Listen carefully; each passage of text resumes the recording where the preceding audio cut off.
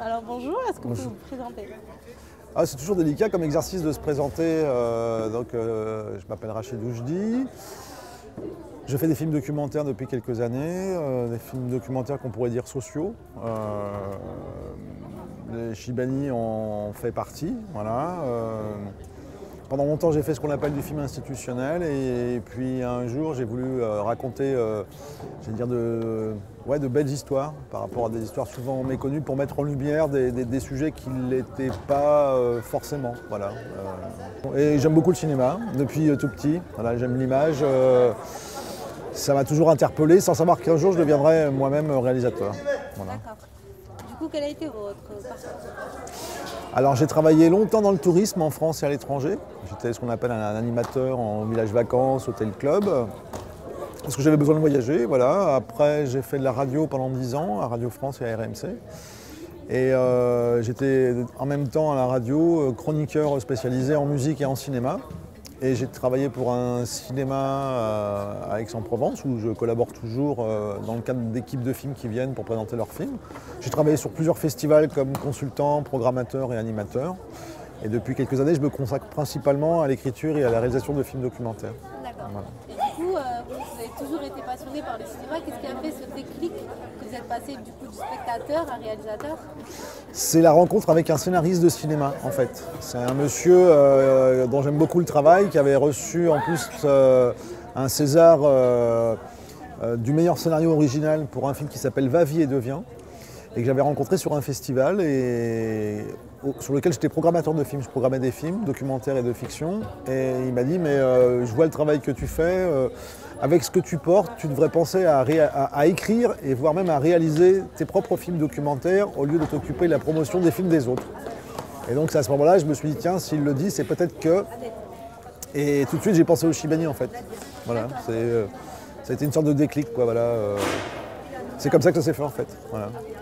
Donc votre domaine, c'est que le documentaire, vous pensez ensuite faire des fictions J'ai travaillé sur un film de fiction, j'ai fait un documentaire making-of sur un film de fiction au Maroc, sur un film qui s'appelait La source des femmes. Donc j'ai fait le documentaire making-of, j'ai passé 3 mois dans le village avec les gens du village et l'équipe de tournage. C'est autre chose, hein, une fiction, c'est autre chose, c'est pas la même aventure, quoi. Je dis pas que ça ne m'intéresse pas, mais il faudrait que ce soit un sujet qui me porte et pas travailler avec des acteurs qu'on pourrait dire bankable, pas avoir de soucis de casting ou autre, travailler qu'avec des actrices et des acteurs avec lesquels j'ai envie de travailler, comme au niveau de l'équipe technique, être vraiment avec des gens que je connais. Mais je ne suis pas sûr que ça m'attirerait en fait tant que ça. Enfin voilà, faut voir comment. Je ne sais pas, c'est un autre métier, hein. C'est compliqué, hein. C'est très compliqué. La fiction, c'est... Enfin, je pense que je préfère finalement travailler sur le documentaire. C'est moins... Il n'y a pas de cabotinage. Du coup, pourquoi avoir commencé justement, vu que vous vous lancez dans le documentaire, dans les films sociaux, pourquoi avoir commencé justement par les Chibani? Est-ce que vous, en fonction de votre vie personnelle, ça a un lien ou c'est parce que... Alors quand on fait du film documentaire, les choses qu'on filme, forcément elles ont un lien avec son propre parcours. Oui, il y a forcément des liens. En fait, quand j'ai proposé à mon producteur différents projets de films, tout de suite il a dit c'est celui-là qu'il faut faire maintenant.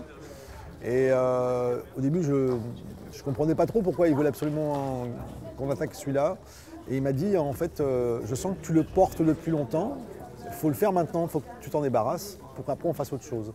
Et il a eu raison en fait. Il a eu raison, c'est quelque chose que je portais en moi sans m'en rendre compte. Et qu'il y avait des choses dont j'avais besoin de poser, de me débarrasser. Et ce que j'ai fait avec ce film, voilà, ça me semblait important, voilà, de leur rendre hommage. Merci beaucoup. Merci à vous.